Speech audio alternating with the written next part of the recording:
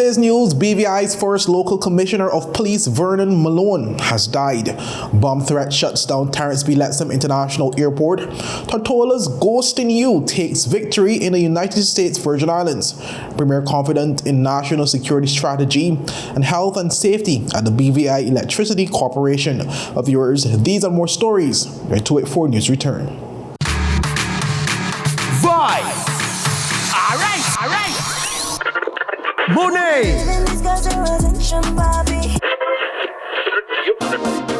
Voice!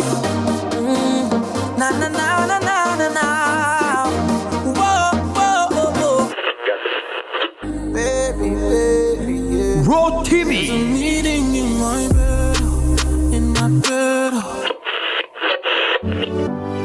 Alkaline! Some we are create waves like the ocean, yeah. Freddie Jackson. Oh, my lady. Gramps Morgan. Feels like heaven surrounds me. And more.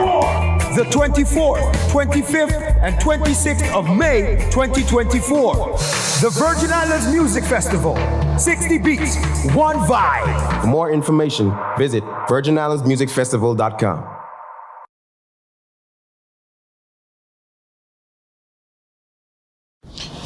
Angie, how can I get my claims paid quick? Rent's due next week. CG processes 99% of claims within 5 days. Remember when I was hang gliding with those goats? I caught a gust of winter flu right into a moving car. Every appendage was in the cast, and they paid fast and fairly. That's what I get for trusting a man with a mustache and an eye patch. Now I gotta go. I'm meeting the guy who bedazzled my toes. 99% of claims are processed within 5 days. CG Insurance. Good like that. Welcome viewers to the Monday, May 6, 2024 edition of 284 News. I am Kamal Haynes, bringing you the latest out of the British Virgin Islands. Thank you so much for joining us. While leading today's news, the Virgin Islands was brought into mourning following the announcement of the death of the BVI's first local police commissioner and former legislator Vernon Malone. Malone, 76, died on Saturday, May 4th at the Dr. D. Orlando Smith Hospital. Well, he committed a long, dedicated portion of his life to law enforcement, beginning his career as a constable in 1970 and rising through the ranks in the Royal Virgin Islands Police Force to become a principal Crown Counsel at the Attorney General Chambers in 1989, followed by the position of Deputy Commissioner in 1990. Malone was later promoted in 1992 as the BVI's first local Commissioner of Police, a position he held until 2002. After retiring from the Royal Virgin Islands Police Force, Malone served in elected office in the House of Assembly of the Virgin Islands as a legislator from 2007 until 2011. But the owners, management, and staff of CCTV, BVI Cable TV, and 284 Media expressed sincere condolences to the family of the late Mr. Vernon Malone. The Terrence B. LETTSOME International Airport on Beef Island was temporarily shut down and the surrounding area closed off by police due to a reported bomb threat on Sunday afternoon. 284 Media received initial reports of the incident around 6:30 p.m. on Sunday. Footage showed police presence at the bridge as officers from the Royal Virgin Islands Police Force restricted access to the Beef Island. The BVI Airports Authority quickly released a statement alerting the public on the matter, with Managing Director Mr. Kurt Manal confirming that the closure was as a result of a bomb threat, which was treated as a legitimate and resulted in the activation of the authority's contingency plan. The RVIPF confirmed details of the event in a statement on Monday, noting that the threat was communicated via an email to the Advanced Marketing and Professional Services, claiming the presence of a bomb on an aircraft and at the terminal building. In response, the Royal Virgin Islands Police Force and Airport Security promptly evacuated the premises and conducted a thorough search of all areas. After 2.5 hours, the all clear was issued and normal operations resumed. While noting that similar threats targeting the international airports of Turks and Caicos and Bermuda have also been reported, the Royal Virgin Islands Police Force, in collaboration with these jurisdictions, to identify the offenders behind these threats. But despite an extensive search, no devices were discovered, indicating the messages were likely intended to create chaos and disrupt airport operations, inconveniencing passengers and staff. Where the police has reaffirmed its dedication to resolving all criminal matters and will provide updates as the investigation progresses. Top security with top priority stables tasted sweet victory on Saturday with their horse Ghosting You, which captured the USVI Governor's Cup. In a blistering 1 minute 43.02 seconds finish, Ghosting You outpaced the competition in the 1 mile race held at the Clinton E-Phipps racetrack in St. Thomas. Here's a look at that race. We're all in line. We're good to go. Waiting on the break. Still waiting. Gate, bus, and they're running. Dixieland Union missed the break. In between horses, that is Protector going out front. Then Zaga on the outside. And alongside the rail. But it's Fort Tertullian. And your early trailer, Dixieland Union. And Ghosting You. In the middle of the turn, that is Protector leading the way. Running in second is Zaga. And you can find Malibu Mandate running in third. As they come down the lane for the first time, when it means nothing, that is still Protector leading the way. Round the opening quarter in 23. Protector opens up by 4. Running in second is Zaga. Dixieland Union in third. Malibu Mandate, Ghosting You, and your trailer is Tullian. As they enter the back stretch, they run the half in 44 and 2. Protector still leading the way. Running in second, Dixieland Union now starting the challenge. Zaga is 5 off of it. Moving is Malibu Mandate in 3rd position. Protector still opens up by 2. As they exit the back stretch, Protector still leads the way. Dixieland Union is starting to fade. Moving forward is Ghosting You representing the British Virgin Islands. Ghosting You now moves into 2nd position. Protector at the top of the turn seems to be running out of time. At the top of the turn, it is Ghosting You, and down the stretch they come. Ghosting You is looking scary on the front end with a 16 to go. The British Virgin Islands has got another champion. Ghosting You is your winner. Winning by 7 in the end. The $40,000 winner's purse from Ghosting You's triumph adds another accolade to top priority stables racing legacy in the circuit, bringing its total victories in this event to 4. 284 Media caught up with owner Lesmore Smith upon his return to the territory after victory in St. Thomas. But Smith took the opportunity to reflect on his horse's performance and the support that he got on the ground from the BVI community.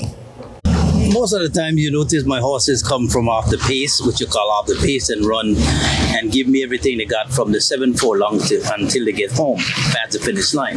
And that's exactly how I try to train them. It's not about starting, it's about finishing. And the horses run pretty well. I was much elated before the race started to see the Premier came in along with the governor to the center track. We was walking around and showcasing the horses before the race. And I told him I'll win. I told the governor, ain't no sense he going with the cup because it's all mine. And after the show was over, I said, Governor, he said, yes, I should have put your name on it already. I said, it was mine. I told you, and I don't make vague promises, Kathy. Whenever I say I'm coming for it, I go for it. I was pleased to see my district rep, Mr. Kai Rema was there. I also met Mr. Vincent Whitley. He came down to the barn as well, and they met us with the horses. That's where we are staying. Our horses presently domiciled in St. Thomas based on the fact that we're not ready here, but it's a good one. It was a good one, and based on what we see there yesterday, we had some of our local gate handlers, Selvin Christopher, he was down there being a part of it. So our people play a great role in St. Thomas yesterday, being a part of all that took place. Well, above all, Smith returned to the BVI with a renewed vision for the return of horse racing to the territory. He shared belief that a viable product could be developed on Beef Island, providing an accessible, world-class experience for the sport.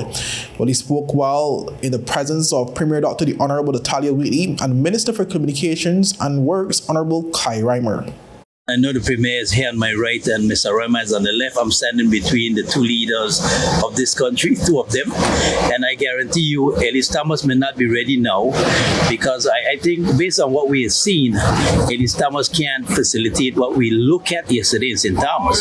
So I'm going to send out publicly to my good Premier. He's my friend, you know, we text each other now and again. I look at the file on where that nice property is there. It's a great investment for us to start.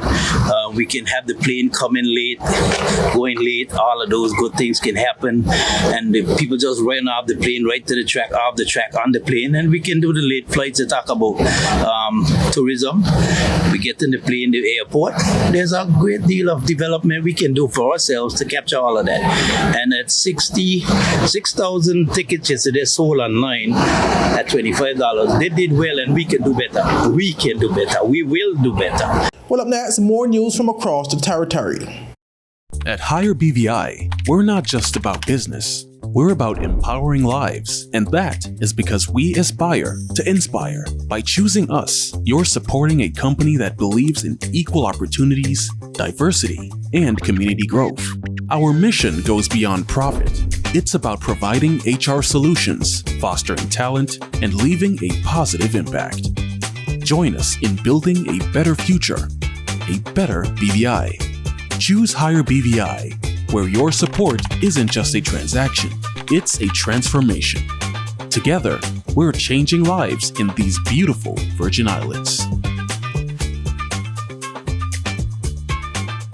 Start the year off with more. More speed, more downloading, more savings, and more fire. CCT Fire Fiber Internet gives you the speed you need to keep the whole family connected. Packages starting at $119 with speeds from 300 megabytes per second, super fast, unlimited downloads, even more reliable connectivity, plus free live streaming TV for the family to enjoy. Sign up for the absolute best fiber internet service in the BVI CCT Fire and pay no installation fee. Plus, get CCT Live TV for free. You deserve more. Get more with CCT. Life Unlimited. Welcome back, viewers. Premier Dr. the Honorable Natalia Wheatley has conveyed his unwavering confidence in the Royal Virgin Islands Police Force's comprehensive 4-year national security strategy designed to combat crime effectively throughout the territory. Responding to queries posed by Opposition Leader Honorable Ronnie Skelton in the House of Assembly last Thursday, Premier Wheatley outlined the key components of the RVIPF strategy, which encompasses 4 overarching areas aimed at enhancing law enforcement capabilities and bolstering public safety. These 4 critical result areas include fostering confidence in policing, strengthening border security measures, promoting community policing initiatives, and facilitating continuous professional development opportunities for all police officers. Premier Wheatley also underscored the importance of a recently completed risk assessment initiative, which identified 8 priority areas for addressing crime within the Virgin Islands. These are 1, international terrorism, 2, drugs, 3, firearms, 4, money laundering, 5, human trafficking, 6, child abuse and exploitation, 7, cybercrime, and 8, fraud. As we progress into 2024, evaluation and measurement will be essential to assess the effectiveness of the RVIPF crime strategy. The crime strategy focuses on the collection and analysis of data to identify crime patterns, hotspots, and trends. This enables the RVIPF to allocate resources efficiently identify emerging threats, and adapt their strategies accordingly. In response to Skelton's follow-up inquiry regarding the Premier's satisfaction with the outlined strategy, Dr. Wheely acknowledged a few deficiencies that require attention, but affirmed his belief in the strategy's overall effectiveness in tackling crime and maintaining public safety. Based on the discussions I've had with the Governor and Police Commissioner and National Security Council, I do believe that the strategy is an effective strategy. However, we recently had a law enforcement review, which identified deficiencies in the ability of law enforcement to deliver on the strategy from an optimal standpoint. And so those deficiencies would have to be addressed for us to effectively execute the strategy. But I do commend all involved for the work that has been done up until now. But it is quite obvious, based on our high standards as it pertains to crime prevention here in the territory, that more must be done. Furthermore, Premier Wheely disclosed that the Royal Virgin Islands Police Force has received the findings from a recently completed law enforcement review and is actively developing an action plan to implement the recommendations stemming from the review process. But this proactive approach, according to the Premier, aims to address any identified areas for improvement and to optimize law enforcement operations in the BVI. BIPF is focused on increasing its capacity through the recruitment of additional officers, which will help to strengthen the key areas identified in the strategy. Madam Speaker, multi-agency collaboration between the Royal Virgin Islands Police Force, Immigration, His Majesty's Customs, the Office of the Director of Public Prosecutions, the courts and community organizations is needed, as it will enable a coordinated and integrated approach to crime prevention and enforcement. Dr. Wheely also announced plans to expedite the publication of the Law Enforcement Review, ensuring its accessibility to the BVI public. Moving on, viewers, where the British Virgin Islands Electricity Corporation is continuing its mantra of health and safety in the workplace. During a recent interview with 284 Media, Operational Health and Safety Manager Miss Melanie James spoke about the number of initiatives taking place at the BVIEC to ensure continued success on the health and safety front. BVI electricity, health and safety is paramount in our operations. Without health and safety as an integral part, or what I call a value in how we operate, there could be some things that can lead to possibly death. But we haven't had that because we have been able to emulate the things that we are supposed to as it relates to honing in on the elements of working safely and observing practices that are within the regimen of transmission and distribution and the generation of electricity as well. So for us, it started with the idea of every year we celebrated the World Day for Occupational Health and Safety. Okay. And this year we wanted to take it a bit further. It's not just in one day, but what can we do to observe the successes in health and safety for our team members, our various departments. And it started with our 100 Days of Wellness program, which was launched back in February. Okay. And for that, we went through taking health checks for our internal staff. We had training sessions for all departments, and we wanted to culminate this with a Health and Safety Week. And during this week, which is May 6th to 10th, we are having a host of activities, both internally, and we also want to open our doors to the public and invite them to understand what it is to be a member of staff at BVI Electricity, what we do and how we do it. Well, James eagerly mentioned that without proper health and safety guidelines, the team at BVIEC would not be successful. Additionally, James spoke about the upcoming open house on May 10th, where the public will get an opportunity to see first-hand demonstrations, and she noted that health screenings will also be taking place. And my team could not have won this competition if they did not consistently practice health and safety.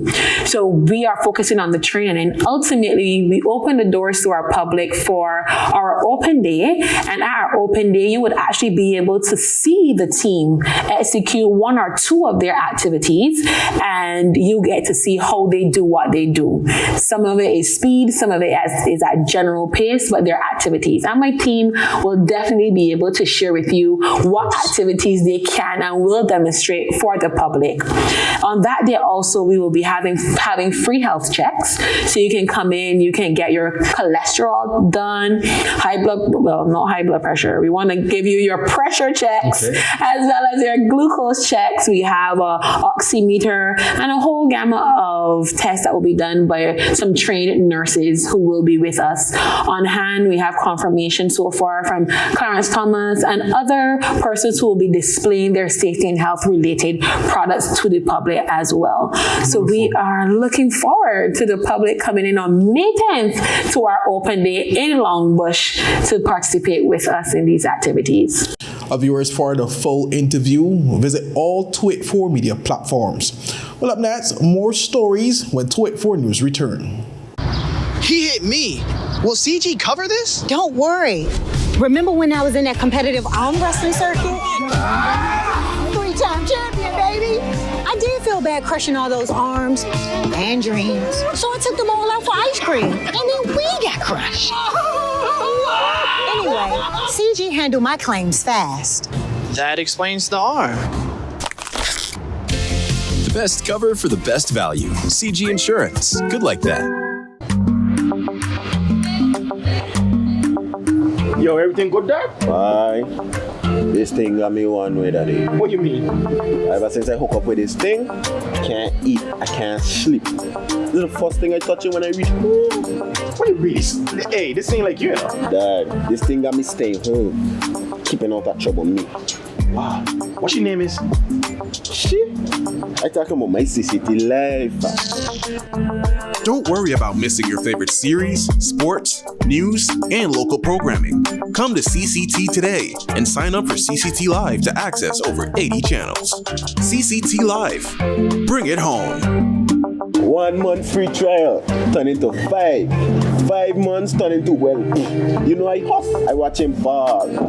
I've been watching football. Dad, Nickelodeon, Paw Patrol. I am hooked. Hooked, I tell you. Welcome back, viewers, and thank you so much for sticking with us. Local author and educator Mrs. Medita Malone Wheatley earlier today launched an edited book titled A Snapshot of the Virgin Islands Secondary School under Principal Carlisle Scott, British Virgin Islands. Well, this book features several first-hand accounts from students and teachers who were impacted by the legacy of Mr. Scott during his tenure between the years of 1956 and 1968. Mrs. Wheatley highlighted the invaluable contributions of Mrs. Scott to the students who attended the Virgin Islands Secondary School, which has had positive, far-reaching implications for the overall educational landscape in the territory. Mrs. Wheatley, who was personally influenced by Mr. Scott's formal and informal lessons, edited a text with a deep sense of commitment which she intended to see through to completion.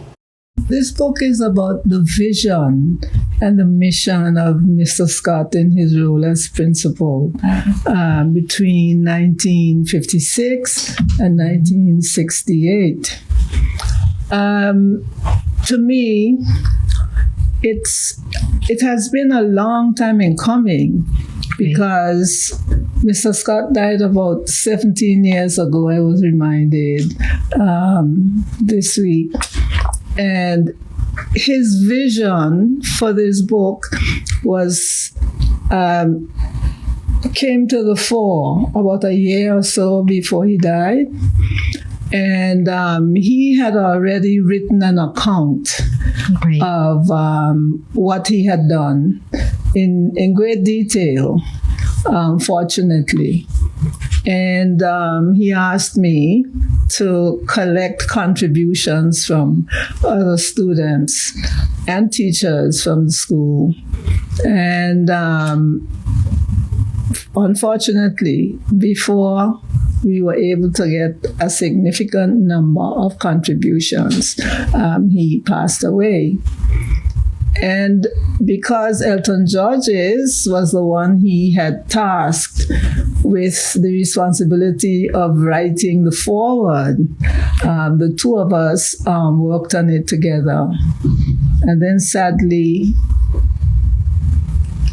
Mr. Georges passed away. And we didn't really have the time to discuss how we would move forward with it. But I took on the responsibility of seeing it through. The nostalgic text contains testimonials by teachers, students, and notes by the late Mr. Scott himself. Contributors of the edited work include Elton Georges, Canon Gibson, Miss Dorothy Turnbull, Inez Archibald, Claudia Frett, Letsome, Dr. Quincy Letsome, Marilyn Malone Bass, Medita Malone Weekly, Werner Penn Mall, Joseph Vanterpool, and Ruben Vanterpool. Meanwhile, Director of Culture Dr. Catherine Smith spoke on the momentous launch. So when I first started reading the book, it was with a really pleasant kind of surprise that I realized that really this book was speaking to me about an entire community or society that was developed almost through education. And I say that because you could almost see the building blocks, or, the old adage, the ones on whose shoulders we stand, by just looking at the names and the brief notes that were made in the book about what those students had done, so that I saw so many of even my mentors in there. I know everyone would see their mentors in this book. So it just stood out to me that when we have a book like this, we really connect education to building society or building a community. At least that's one of the key messages that I took away. Bellows International is now in the British Virgin Islands, where they have proudly expanded over into the BVI under the names Bellows International BVI. The Bellows International has operated in the USVI for over 30 years and now aims to quickly make its impact in the BVI, acquiring the Diageo portfolio, which includes mega brands like Johnny Walker, Don Julio, Bailey's, Tanqueray, and many more. Bellows International BVI is a sister company to Caribbean Cellars, and Virgin Islander Mr. Kevin Foy will serve as general manager over both companies as they continue to make a mark in the territory. In an invited comment, Mr. Foy said, and I quote, "As the general manager, I am extremely pleased to have Bellows International BVI in the British Virgin Islands. This addition is not only a significant step in the right direction for our group of companies, but it also solidifies our commitment to our customers. What this now provides our customers with an even great catalog of products to choose from." End quote. Moving on to our final story, viewers, where students of the Elmore Stout High School returned to campus earlier today after a brief transition to remote learning. The return for students began with a general assembly at 8:30 a.m. in the courtyard of the Ella Dorothy Turnbull building. Officials from the Ministry of Education and other stakeholders were present to address the mandatory assembly. Following the assembly, students were released early at 3 p.m. to facilitate a series of meetings between specific parents and school staff and administrators. But the school transitioned to remote learning on Friday, May 3rd in response to undisclosed incidents of extreme misconduct that occurred on the campus last week. The decision to activate the school's remote learning plan for one day was made by the Ministry of Education in consultation with the Royal Virgin Islands Police Force in order to provide, and I quote, secure environment for all while facilitating the ongoing investigations by the police, end quote. Well, it is believed that the situation relates to heightened incidents of violence among students, with several videos circulating in capturing physical altercation between students in their uniform. Viewers, that's all we have for today's news roundup. Be sure to follow us for daily news updates at 284media.com and on our WhatsApp channel, as well as like us on Facebook at 284media and 284BVI on Instagram and X. Kamal Haynes, and I'll see you again tomorrow. Have a safe and enjoyable evening. Bye-bye.